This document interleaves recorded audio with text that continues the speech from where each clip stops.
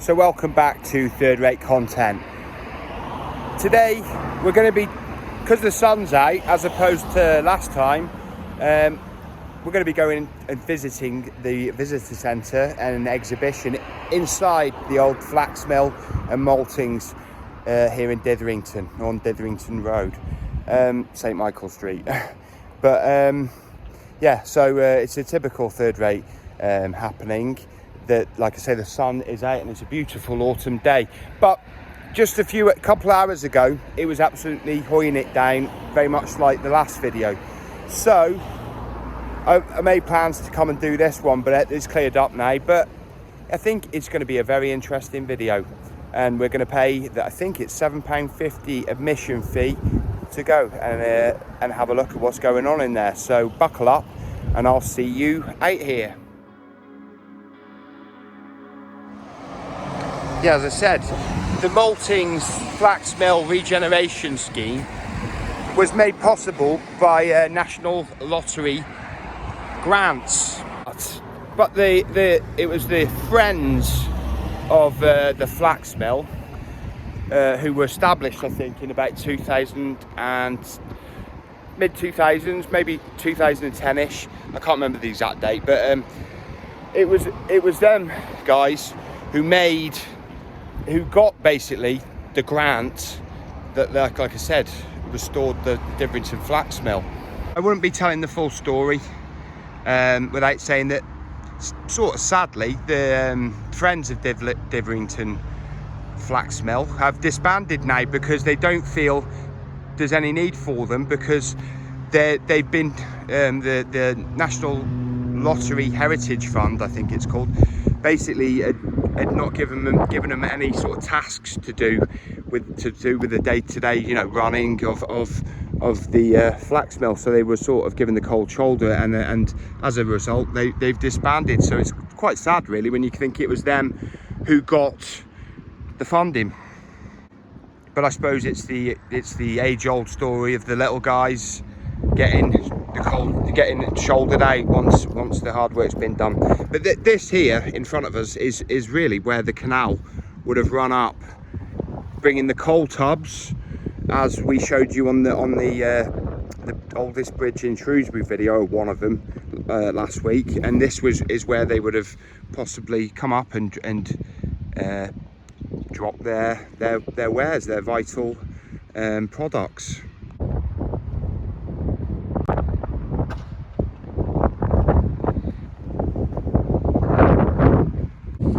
This sort of scale model has been installed since our last visit 2 weeks ago.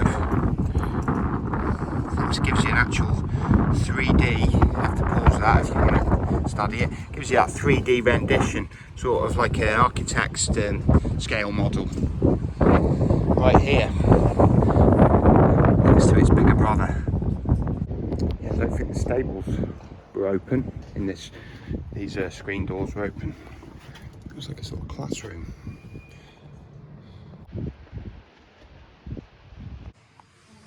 Yeah. Let's come in.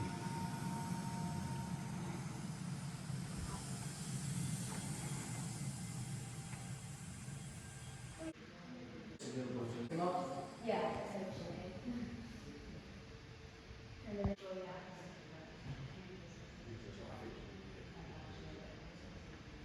I know that they built on. Faces of the past. I think it's expanded.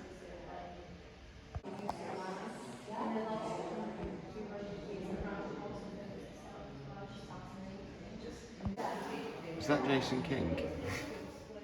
Otherwise known as Peter Wingard. Third Rate Content does like TV shows from before when I was born.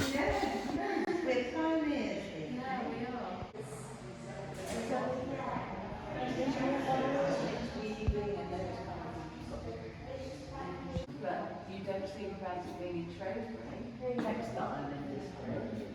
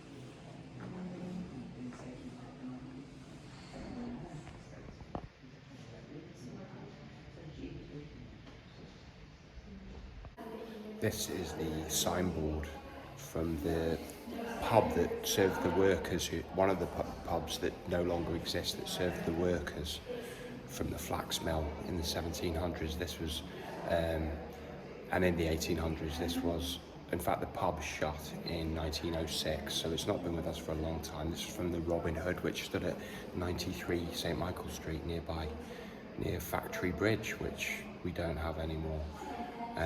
And it was painted by a local man, Henry Shipman, who lived at Spring Gardens, for the pub landlord, Thomas Owen. It's got that from here. That is actually a recipe card from the Maltings. So it obviously has the formulas. There's a barley farinator, and it's for testing grain samples. You know, it's like a little sieve sort of thing to test the quality of them.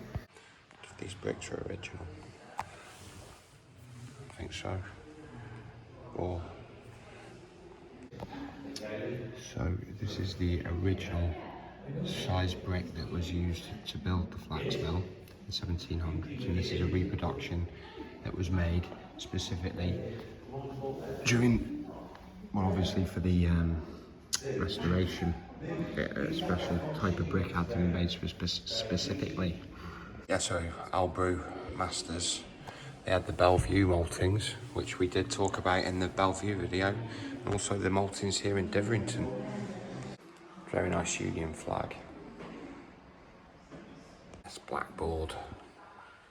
This is actually original, so this is basically like history just written in chalk. It could, if it weren't for this, it could go.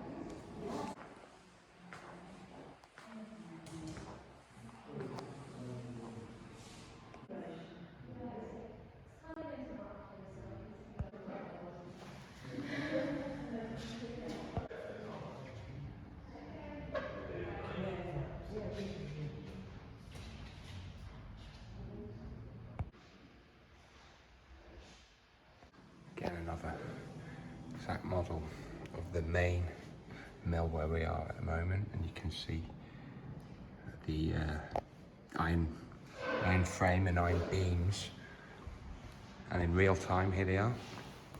It's what made this mill so different and so special. Such a pioneer. It's like it said, it looked like any other mill on the exterior.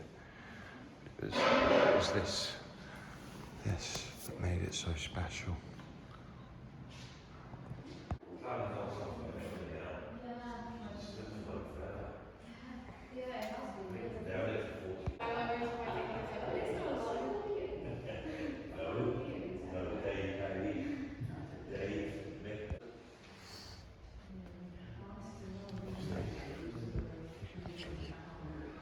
See it.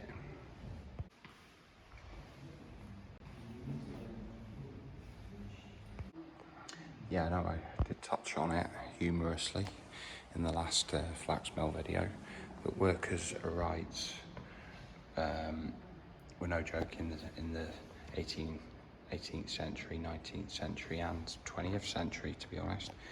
And Marshall and Co, who owned the flax mill and ran it, had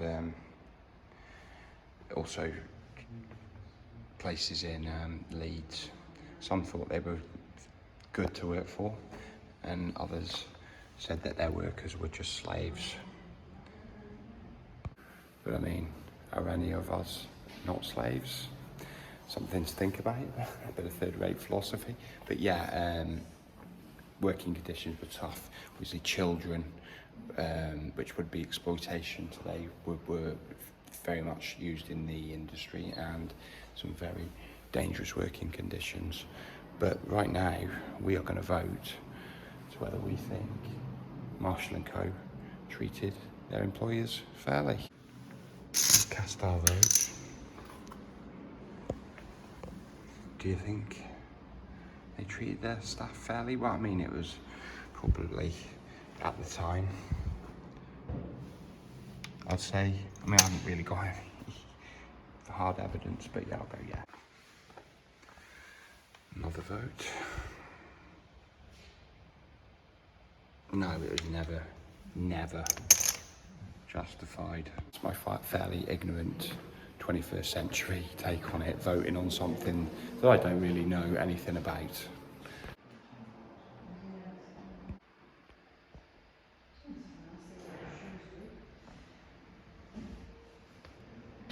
You're encouraged to feel the flax. Yeah, it's very much like a sort of light cotton, as you would expect summer cotton. Linen trousers, those Caribbean favourites.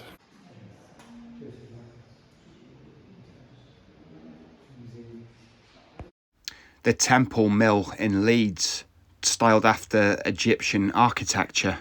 Very interesting and very unusual. Yeah, we didn't actually show around here before our last visit, so we'll just have a little look. And I think this has been installed since, anyway, I didn't see this last time we were here. So that is the kiln and the main office's entrance. Yeah, you've got the apprentice's house here and the superintendent's office, I think. It's very sort of industrial age and Georgian.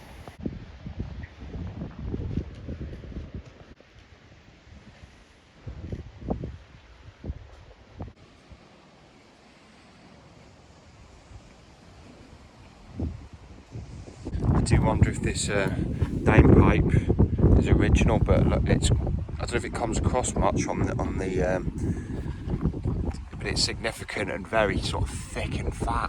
I suppose it's got a lot of roof to drain.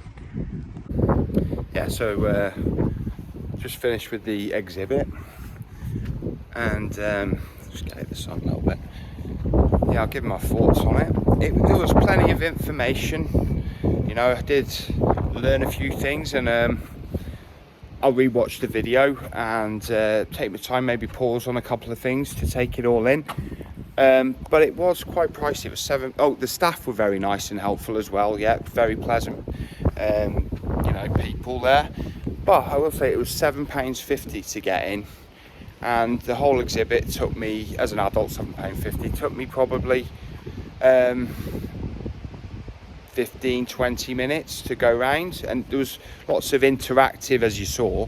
There was obviously the quite interactive exhibits and whatnot, but not a lot, and it's £5 for children as well, so it's quite an expensive, not even for morning or afternoon out, although I suppose by the time if you go to the cafe and spend more money, you could make a morning or an afternoon out of it. But yeah, quite expensive.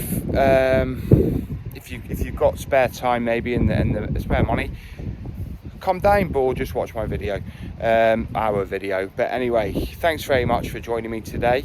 That completes really our flax mill Maltings coverage for now.